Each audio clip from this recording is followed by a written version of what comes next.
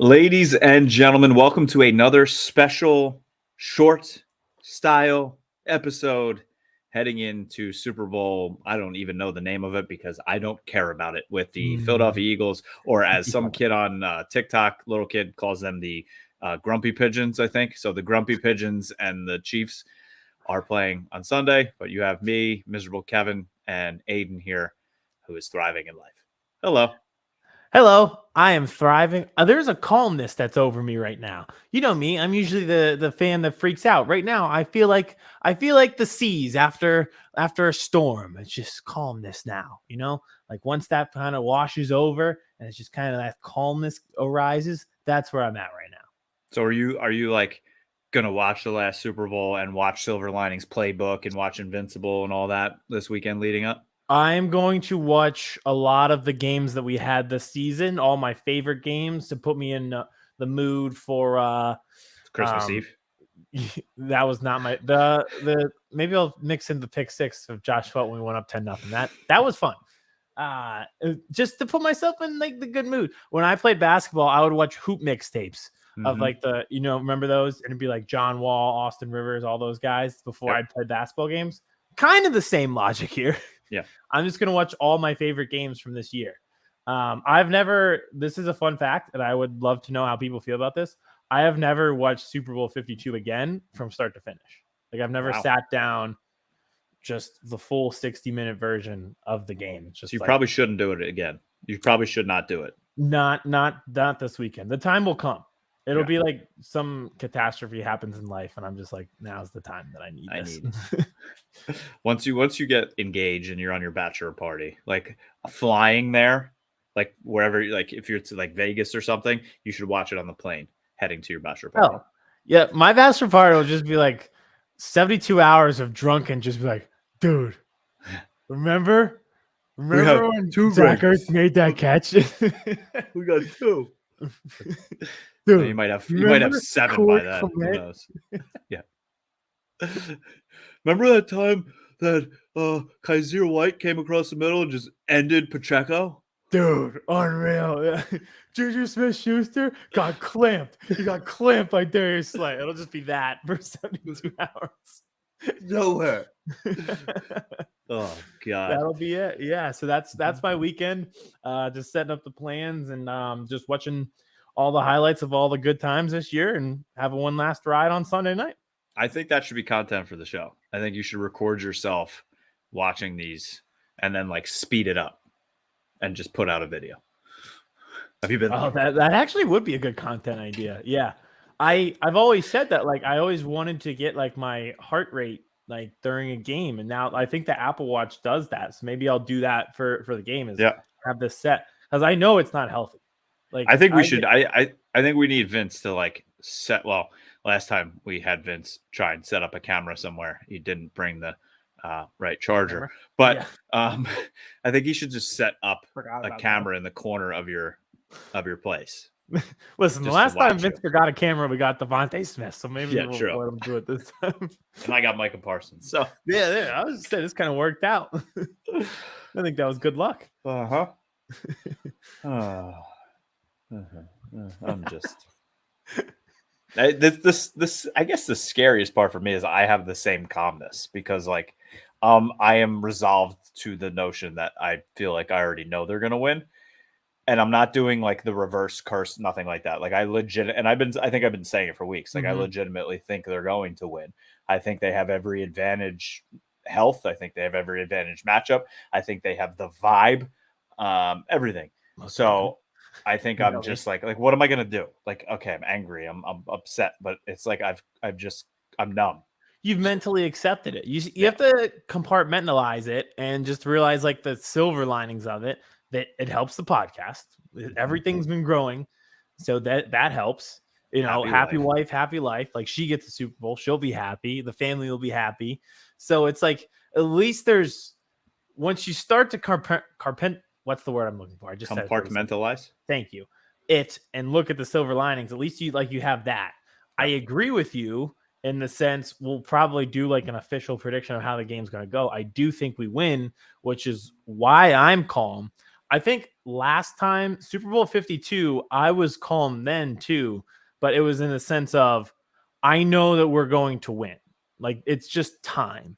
The vibe is right. We talked about the vibe this time, but it was just like this is the moment, the Philly underdog moment, playing against the Goliath and the Patriots. They've won so many times. Like this, it was the perfect opportunity for history to be rewritten. It's just And it how was I house felt money. that entire time.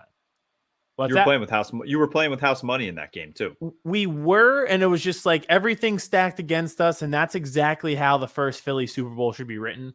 Is they had no business winning, going against the greatest of all time, and they pull it off. Like that's exactly after all these years, that's exactly how you would have won it. This time, there's a calmness because I'm looking at them like this is the most talented Philadelphia sports team that I have ever watched in my entire life. Yep, and it just looks like I'm just looking at it, which I've done every week all year, and I'm like, I just think we're better.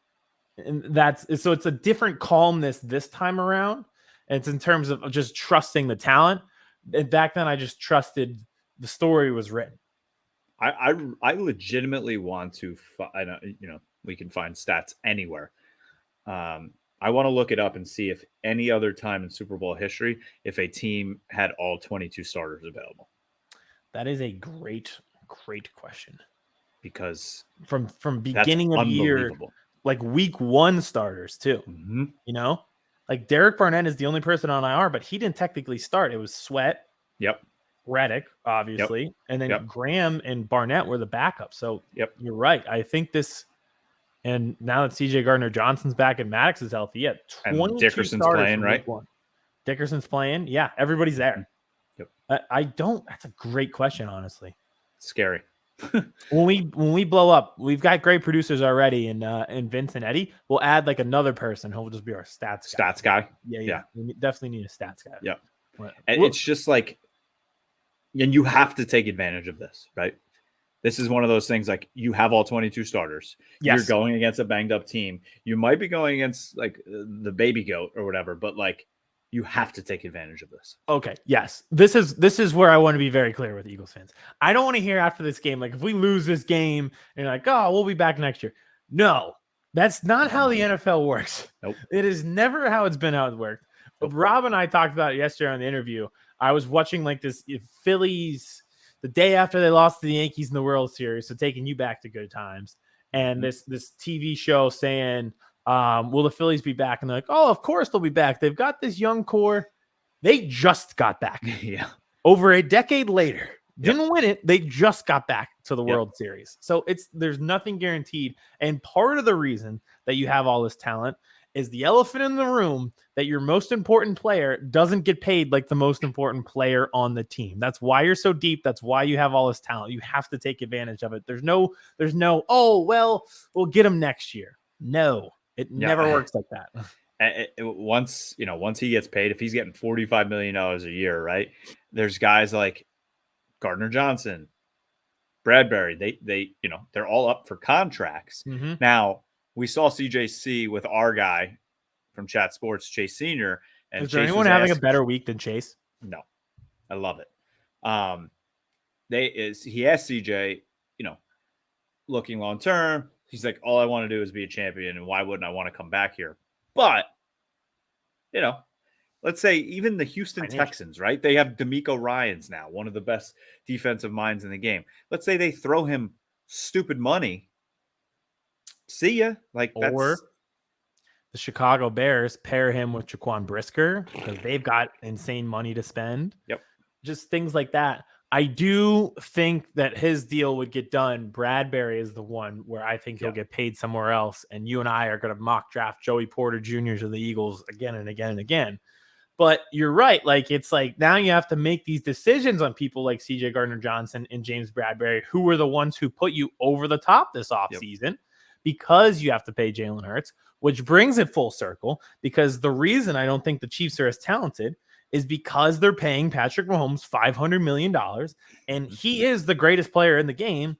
But you look at it, it feels like, you know who they could really use in a game like this? I don't know, Tyreek Hill. Yeah, exactly. Who they do not have because they had to offload him. And listen, they've drafted well. They've got those young corners who've been playing well, who they drafted, and George Karlaftis and everything like that. But that's why, because you had to pay the most important guy. So take advantage of it while you don't have to pay the most important guy. What are your thoughts of so Mikael Hardman obviously on IR, not going to play in this game. That's a big swing towards the Eagles. I mean, he's not a number one, but he's a guy that can take it like that with the speed. But Clyde Edwards-Helaire back, he's going to be playing in this game. A guy that like shot onto the scene, right? Had like 200 yards on national television. Everybody thought he was the next guy, and then kind of has fallen off, has been hurt. But do you think are you fearful of that at all, or do you think it's really going to run through Pacheco still? Way more fearful of Pacheco. We're going to do unsung heroes or long shot candidates for Super Bowl MVP at the TikTok at the end of this. I kind of just gave it away, but I'm way more fearful of him because I think he runs with burst, with energy, and he's hard to tackle. And I think you expend a lot of energy corralling Patrick Mahomes. And when there's a guy standing next to him that also takes a lot of energy to corral both in the running and passing game, it makes it very, very tough. Yep. I'm way more worried about him. A guy that Rob Ellis mentioned last night in our interview too, that's coming back, Jerick McKinnon out of the backfield. So that's somebody to watch and we're familiar with since he was with Washington for a while. But yeah, Pacheco for sure, the guy. I don't know, man. I'm going to be sitting on my couch with my Emmitt Smith Arizona Cardinals jersey on. Just actually, you know what? I can't do that. I can't. Because the last time that the Super Bowl was in Arizona, I wore that jersey and the Giants won against the Patriots. Is that when that was? Yeah, pretty sure. I was in college. You might be right. So, yeah, can't do that because division rival won that one. So, which came first? Did the Steelers and where did the Steelers and the Cardinals play?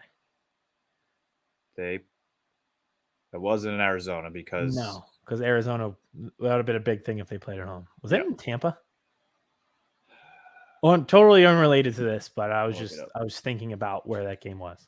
Yeah. Also, I don't know if you saw while you looked that up, but Emmitt Smith came out and he was one of the people on Radio Row and he was talking about how much he loved Jalen Hurts. So you should rock the Emmitt Smith jersey. We're Tampa. All where Tampa? Tampa. Yeah.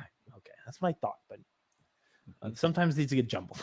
No, you know me. And CeeDee Lamb also said, I don't know if you saw that on Radio Row, that he is rooting for Jalen Hurts, obviously. But he's not rooting for the Eagles. Yeah, which is like kind of funny because it's like, well. But he said he texted him after the NFC Championship game, like, go win the whole thing, boy. So we talked about that issue, like, oh, is it okay to root for your rival? And it's like, well, the best players in the game are all coming from the same schools now. So these guys are all boys. Like Jalen Hurts played at Alabama and he played at Oklahoma, which are two feeder programs into the NFL. So he's bound to run into a few people that know him and like him from college that might be on other teams, like Trayvon Diggs and CeeDee Lamb. And I feel like I have not heard, besides just the salty Niners players, I haven't heard like any players that don't like Jalen Hurts. Like, no, he seems to be like 100% approval rating. Which going back, imagine being Christian McCaffrey though at Radio Row and be like, I hope they both lose. Like, are you 12 years old? Come on, man! Like that was great. Like your team is good. Like run it back next year. Like you have a talented roster. Yeah. You'll get another chance with. Like, hey, you know what? It wasn't our day. Yeah, they were better than us. That's not how I feel like this is so easy. That's not how I saw it panning out. We're obviously disappointed. Brock got hurt. We were on such a roll with him. I feel bad for him. We'll run it back next year, hopefully in San Francisco. End. He should have been like, you know what, every agent ever. That's the statement. Like, read it. Be jokingly, done. I would have been like, yeah, you know what? I wish I was in pass pro on that play. Maybe he wouldn't have gotten hurt. Like, just make it like, not to throw your tight end. I also just like don't get it. Like the third quarterback rule. There is no rule. You can keep a third quarterback. Yes. You just chose not to. And also, who was it going to be? We were talking pre-show about how we wish we could do like the Radio Row thing, and we'll probably try to set up for sometime in the future. Maybe it'd be a bad idea because all my questions, if they let me interview and be like, okay, well, say they changed the rule, who would you have wanted to be the quarterback? Yeah, who would have been? I don't think I would have done well. Steve Young actually tweeted, he's like, I'm in the parking lot, I'm ready to go. Just let me know. Yeah. Oh my God. Yeah. Oh man, we gotta fine tune ourselves, I guess, before we make it to this radio row yeah. situation. Yeah, we have to streamline. But I don't Back know, man. to the teams that are playing. Yes. Do you have an idea of how you think the game will play out?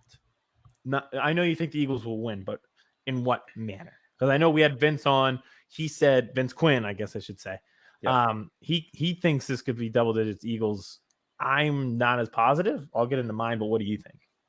So I think, well, I don't know if you saw this too. I think it's the team that's won the coin toss has lost the last 8 Super Bowls in a row. Oh. So you're hoping to lose the coin toss. I like choosing though. I like to defer. But I don't know. It's one of those games I feel like this is weird. If the Chiefs get the ball first, they're not scoring. If the Eagles get the ball first, they're going down the field and scoring a touchdown to go up 7-0. So I have a whole system, and it centers around getting the ball at the end of the half, scoring, and getting the ball back to start the second half. That's the Bill Belichick. Yes, but I kind of want the ball, and I rarely do it. But Giants right down the field, scored, ball first. 49ers right down the field, ball first, scored. I feel like when you're in the Super Bowl and everybody's locked in, Eagles, when they were in Super Bowl 52, scored on their first possession. When you're locked in like that and you have your 15 scripted plays, I just feel like you're in a good position to score. So I'm kind of with you. I think if we get the ball first, but I really, I don't know. I kind of, it's weird, but I kind of think it's going to sort of be like the Tampa Bay Chiefs Super Bowl a couple of years ago, where Mahomes was running for his life. And guess what? I don't think he's going to be able to run for his life too well still. I mean, he's only 2 weeks. Well, he's technically 3 weeks after the high ankle sprain, but he kind of tweaked it, I think, 2 weeks ago in the AFC Championship game again. But I think he's, that line, it's definitely a better line than the Bengals. I think Joe Burrow would have been sacked 15 times, but he's not going to be sitting back there. And also, I don't see his weapons really having much separation. So he's going to have to also kind of try and bide time, extend plays for them to try and get open. So I think it's going to be similar to that game. I really do. I 100% agree. And then the story Monday morning is, can you win in the NFL with a hefty price tag on your quarterback when the greatest quarterback in the NFL is running for his life all day and his weapons aren't that good, so he's having to extend plays? I really think this is the game where they have the best player and the Eagles have the best team. They have the best depth, and it comes down to that. Can he put on a superhero performance, which is entirely possible? Absolutely. Like if he went for 400 yards and threw 3 touchdowns, like to me, the ankle doesn't really matter. I could see him doing that, and that could happen. Or the Eagles just have the 22 best guys, offense and defense. It's the Avengers scene. It's them. It's the Eagles being like, we have an army, and Iron Man going, well, we have a Hulk. It's Hulk versus the entire army. I know how that movie turned out, but at the same time, it really reminds me this past decade from 2010 and even a little bit before to 2020 in the NBA. It was LeBron carrying a bunch of bums to the NBA finals, running into a team that had the better depth and the better team, and him losing. He was the best player in the world at the time, but then he'd play the better team. He'd play the best team in the world at the time, and he'd lose. And we saw it in his first trip with the Cavs. Then he went to Miami. D-Wade and Bosh were old, and they lost because he was playing the Spurs, who had 4 Hall of Famers on the team. Then he went back to Cleveland. He was playing Golden State, and they had the team. So he'd be the best player on the court at all times. And then the other team would have the 2nd, 3rd, 4th, and 5th best player on the team. And you'd be playing other Hall of Famers. That's how it feels right now. The Chiefs have the best player in the game. The Eagles might have the 2nd, 3rd, 4th best. Like, they have multiple Hall of Famers on their offensive line. They have the league leader in sacks on the other side. And the storyline at the end of this is, do you actually just throw a bunch of money in the trenches instead of at quarterback? And I think if it turns out this way, not only is what you said going to be the subject on ESPN and First Fake about can you win with a guy getting paid like Patrick Mahomes, it's then going to also turn into, does that mean that the Eagles should not pay Jalen Hurts and possibly take a quarterback with the top 10 pick because they have such a good team around them? and continue to build the team and then plug in a guy like a CJ Stroud or a Bryce Young to then continue it. And also, he does not have a fifth-year option, if you remember, because he was a second-round pick and Jalen Hurts not a first-round pick. So Crazy. I feel like it's one of those domino effects of conversations that are going to happen. And I really do think that somebody's going to have that take. Mm-hmm. And it's amplified by the fact that this is kind of an outlier, right? Like you can throw a bunch of money at other positions. That doesn't mean it's a smart thing to do. Like if you're the Chiefs, you still pay Patrick Mahomes $500 million, right? Like if you're the Ravens, you should still probably lock up Lamar. Yep. And if you're the Bengals, you probably should still sign Joe Burrow to the extension, right? Yes. Like all of these things are true. And the Eagles are a bit of an outlier. Yeah. It's just like, it just shows the importance of drafting well, where if you do pay the quarterback, like you have to also just draft in the trench as well. And you should always be drafting and throwing prospect positions in the trench. And that is the only thing that has kept the Cowboys relevant is their drafts in recent years. Like that is what has kept them afloat, because obviously they don't dip their toe deep in free agency and they have a $40 million quarterback. Exactly. So that's when your quarterback hits that 35 to 40, $45 million range, which is crazy. Oh man, we got to win, because I don't even want to think about extension. You can buy my house 45 times in a year. Yeah, literally. Yeah. Literally. But when you get to that point, like you really got to draft. And I see all these like mock drafts early on that have the Eagles taking like Bijan Robinson. It's like, that's not going to happen. They are going to throw another pick at defensive interior, at, probably not offensive line, but that's just because they went Cam Jurgens last year and they've got some guys already. So it'll be interesting, because I think this game creates those think pieces, and it's a football social experiment. Player versus team. Can the quarterback position, is it so valuable that your guy can carry you against a better team, or should you be investing more money in other positions that aren't quarterback? And I guess we will see how the social experiment plays out on Sunday. I am so excited. I'll tell you one thing, and then we'll do the TikTok. That I feel like this is gonna be a hot take. Don't care about the halftime show at all. No. The halftime show has kind of fallen off. I feel like commercials have fallen off recently, and the halftime show too. It's like, I mean, also if I was in your shoes, I would have absolutely no care. No. That's when I would be trying to, you're going to be putting in second half adjustments. So that's why you don't care. You know what I mean? I'll be at the whiteboard. Yeah. During Super Bowl 52, I sat in the stairwell at my condo complex in the rain. I didn't see a single Justin Timberlake song. I have no idea. Couldn't tell you one song. Do that? Can you make a 2-minute video and put it on our Twitter at halftime, giving second half adjustments? I will. You want me to like have the whiteboard? Like, yes, this is what we need to do. Yes. Yeah, absolutely. Yes.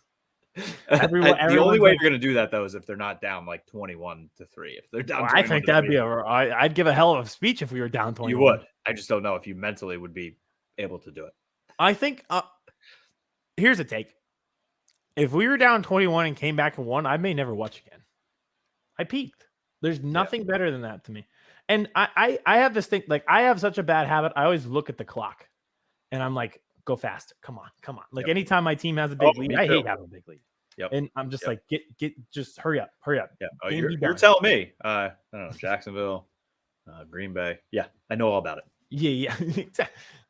Sixers game 3 against the Hawks. Sixers game 4 against the Hawks. Sixers game 5 against the Hawks. Every single time. But it's always the games where you're like either losing or close. It's like you blink and you're like, wait, there's only 3 minutes left in the third quarter. But when you're up by 21, it's like, how is it only? Why are we playing 90 minutes instead of 60? Exactly. Yeah, this makes no sense. That's exactly how I feel. So if it were, but those are the games you should be enjoying, right? Because then it's like, oh my God, football season's almost over. The Falcons have ruined it for all of us. Yeah. The Falcons ruined it. And if we were down 21 and came back and won, I genuinely believe like that. I can't beat that. Like I'll never have a moment better than that. Yep. All right. You want to do this TikTok? And then we'll get the people out of here.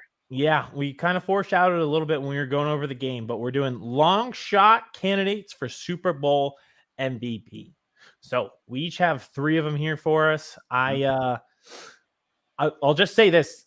So there's no Mahomes, there's no Hurts, there's no Kelsey, there's no AJ Brown. So Yep. I think those were the 4 top guys for Super Bowl MVP in terms of odds. So we're gonna go with some guys we think may kind of clean up a little bit. Okay. Let's do it. Who you got? All right. So at 3, I touched on him earlier, but I do have Isaiah Pacheco. There's got to be somebody who's got to be that safety valve for Mahomes if you can't really trust the receivers on Sunday. Pacheco's definitely that guy because he can catch the ball out of the backfield. He's got insane burst. He even looks like Tyreek Hill out there sometimes. So at 3, I've got Isaiah Pacheco.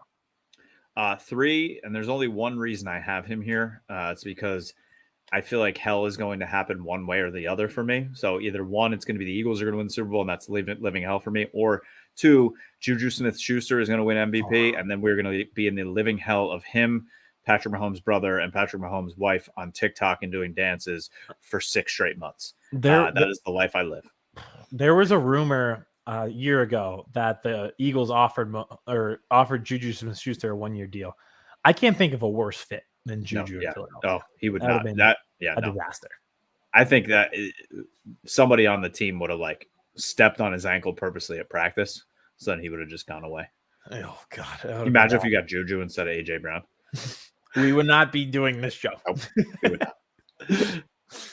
All right, at 2, I have Dallas Goedert. I think he's probably the least talked about offensive weapon in this game, considering who's on the opposite side and Travis Kelce. And then obviously on the Eagles side, he's probably their 3rd best pass catching weapon. So he's kind of getting overshadowed, but he breaks a lot of tackles, gets yards after the catch. You can see him completing and converting big 3rd downs. If I remember correctly, he had a big game last time there in Glendale earlier this year. So at 2, I've got Dallas Goedert. 2 for me, I have Darius Slay. And this kind of reminds me of one of the Cowboys Super Bowls in the 90s that they won, which you probably weren't alive yet. But Larry Brown, the cornerback for the Cowboys, won MVP of that game because he had 2 interceptions that he returned for 77 yards combined that set up 2 touchdowns. And the Cowboys won that game by 10.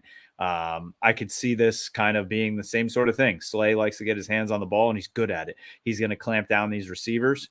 And you get 2 interceptions in a big game like that, you have absolutely every chance, besides a quarterback, to win the MVP.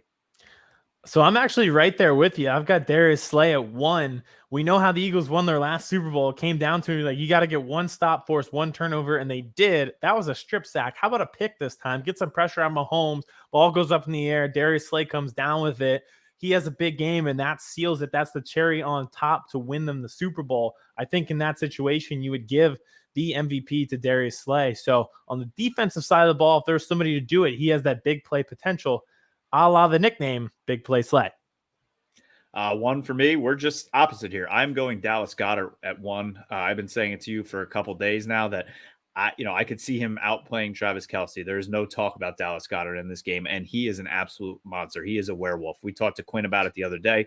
You could see a 10-catch game easily for Goedert in this game, 95 to 100 yards, 1-2 touchdowns. He has a game like that.